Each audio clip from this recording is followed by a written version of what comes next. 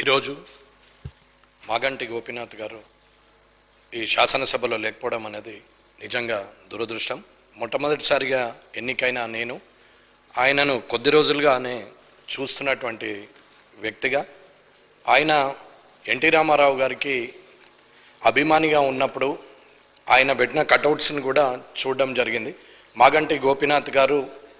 1963లో జన్మించి వెంకటేశ్వర ట్యూటోరియల్స్లో చదువుకొని ఉస్మానియాలో పట్టా పొందిన తర్వాత తెలుగుదేశం పార్టీలో ఎన్టీ రామారావు గారితో పనిచేయడానికి ముందుకొస్తూ విద్యార్థిగా అక్కడే తెలుగు దేశం యువజన విభాగానికి ఉంటూ హైదరాబాద్ అర్బన్ డెవలప్మెంట్ అథారిటీలో ఆయన సభ్యుడిగా కొనసాగుతూ, అలాగే 2014 వరకు రాజకీయాల్లో సుదీర్ఘంగా ఉంటూ 14లో మొట్టమొదటిసారిగా ఈ శాసనసభకు ఎన్నికై 2018లో తిరిగి మరొకసారి 2023లో మూడవసారి హ్యాట్రిక్ చేస్తూ ఈ శాసనసభలోనే ఆయన 3 సార్లు గెలిచిన వ్యక్తిగా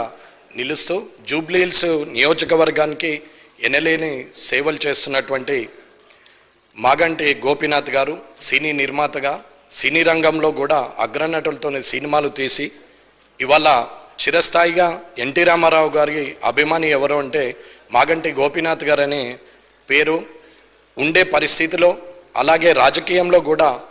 ఆయన చిరస్థాయిగా ప్రజల గుండెల్లో నిల్చుండిపోయి ఆనాడు ఎన్టీ రామారావు గారితో రాజకీయ అరంగేట్రం చేసి ఇప్పుడున్న కేసీఆర్ గారితో 10 ఏళ్ళు ఈ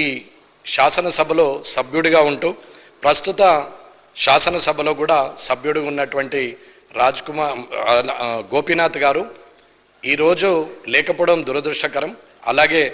ఆయన సతీమైనటువంటి సునీత గారికి, అలాగే వారి 3 పిల్లలకి ఈ భారతీయ జనతా పార్టీ తరపున, నా తరపున ప్రగాఢ సంతాపం తెలియజేస్తూ రానున్న